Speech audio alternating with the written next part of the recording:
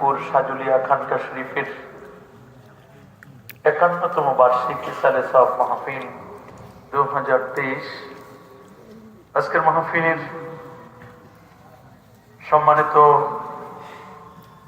সদরে মুনতাজিম সাজুলিয়া দরবার শরীফের হযরত পীর সাহেব কেবলা, ইসলামী দার্শনিক এবং মুফাসসিরে কোরআন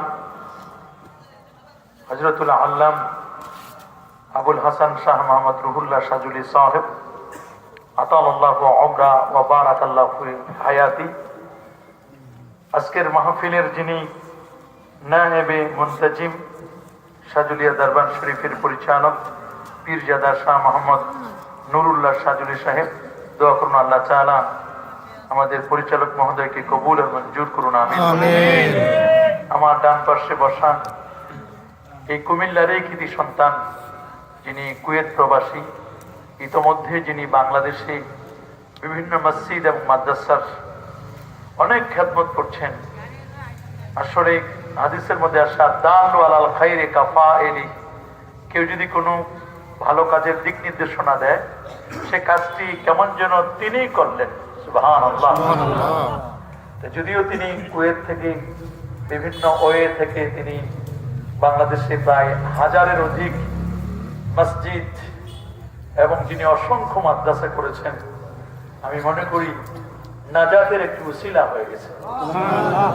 হাফেজে কোরআন, দোয়া করি আমাদের এই মুরব্বীর জন্য আল্লাহ তাআলা আপনি যেভাবে খেদমত করে যাচ্ছেন এইরকম মানুষ দীর্ঘদিন বেঁচে থাকা দরকার। ওনার উসিলায় বাঙালি মানুষেরা আমাদের যে সমস্ত এলাকায় মানুষ একেবারে খুবই নিডি একটা মসজিদ করবেন এরকম ব্যবস্থাপনা নেই। টিন শেডে পানির মধ্যে কাদা মাটির মধ্যে অনেক মানুষ নামাজ পড়ে। এই সমস্ত এলাকায় এরকম মসজিদ হলে মানুষ একটু নির্দ্বিধায় একটু শান্তিতে ইবাদত করতে পারবে। আমি মনে করি মান বানা লিল্লাহি মসজিদান বানাল্লাহু লাহু বাইতান ফিল জান্নাহ, এই হাদিসের মিসদাক অনুযায়ী আমি বিশ্বাস করি এবং ওনার জন্য আমরা দোয়া করি আল্লাহ তাআলা ওনার এই খেদমতকে আল্লাহ কবুল করুন এবং ওনাকে জান্নাতের আলা মাকাম বাদাল ওয়াফাত আল্লাহ নসিব করুন বলি আমিন। আর যারা বলে আল্লাহুম্মা আমিন। আমার বাড়িতে উত্তরবঙ্গ পঞ্চগড়, একেবারে বাংলাদেশের শেষ প্রান্ত। আমরা দেখি যে ওইখানে আসলে মানুষের কত কষ্ট হয় যে একটা মসজিদ করা। তা আমরা ইনশাআল্লাহ উনি যেভাবে খেদমত করে যাচ্ছেন, বিশেষ করে আমাদের সাজুলিয়া খানকার যে মসজিদটি, এটি একটি মডেল হবে আমি মনে করি। আল্লাহ তাআলা যেহেতু এটা দরবারের মসজিদ, একটি খানকার মসজিদ, এই মসজিদটি উনি যেন করে যেতে পারেন। আল্লাহ যেন ওনার হায়াতে আল্লাহ যেন আরো বহু মসজিদ করতে পারেন, এটি যেন সবচেয়ে ভালো করতে পারেন। আল্লাহ তাআলা ওনাকে সেই তৌফিক দান করুন বলে আমিন।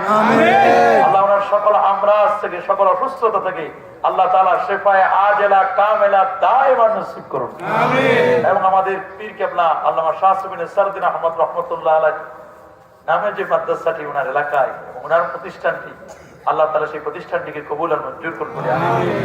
আমার বাম পাশে বসা আছেন হযরত পীর সাহেব হুজুর কেবলা ভগ্নিপতি, না আলহামদুলিল্লাহ, দোয়া করুন আল্লাহ তাআলা হযরত পীর সাহেব হুজুর কেবলার এই ভগ্নিপতি কি একজন আলেম মানুষ আল্লাহ তাআলা কবুল আর মঞ্জুর করুন বলে আমিন। আল্লাহ ওনার দ্বারা মানুষ যেন ইস্তেফাদা লাভ করতে পারেন, আল্লাহ তাআলা আরো বেশি বেশি ইস্তেফাদা নেবার তৌফিক দান করুন বলে আমিন। আজকের মাহফিলের বিশেষ বক্তা সুদূর ফিরোজপুর থেকে এসেছেন হযরত মাওলানা নাসিরউদ্দিন খান আনসারী সাহেব, আল্লাহ তাআলা কবুল আর মঞ্জুর করুন।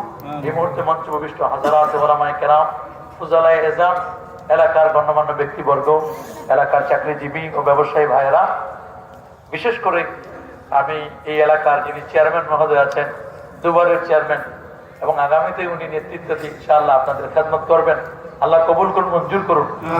এলাকার আরো অনেক গণ্যমান্য ব্যক্তিবর্গ আছেন, বিভিন্ন মসজিদের ইমাম সাহেবগণ সহ এলাকার স্পেশালি আমি থ্যাঙ্কস জানাচ্ছি যারা যুবকরা অনেক কষ্ট করে এখানে এসেছেন এবং আমাকে অনেক দূর পর্যন্ত এগিয়ে এনেছেন। আমি সবাইকে মোবারকবাদ জানিয়ে আমরা প্রথমে মহান নবী করিমের দরবারে কালিমাতুশ শুকর আদায় করছি, যিনি সুন্দরতম পরিবেশে, জান্নাতি পরিবেশে, আলেম ওলামাগণের সহবতে, আল্লাহর ওলির সাহায্যে কিছু সময় কাটাবার সুযোগটুকু এনায়েত করলেন। আসুন আমরা সকলে সর্বোচ্চ শক্তি দিয়ে দারাজ কণ্ঠে প্রাণ খুলে দেড় মন উজাড় করে হৃদয়ের সবটুকুন আবেগ আর অনুভূতিকে উচ্ছ্বাস করি, হৃদয়ের বদ্ধ কপাট মোচন করে দিই।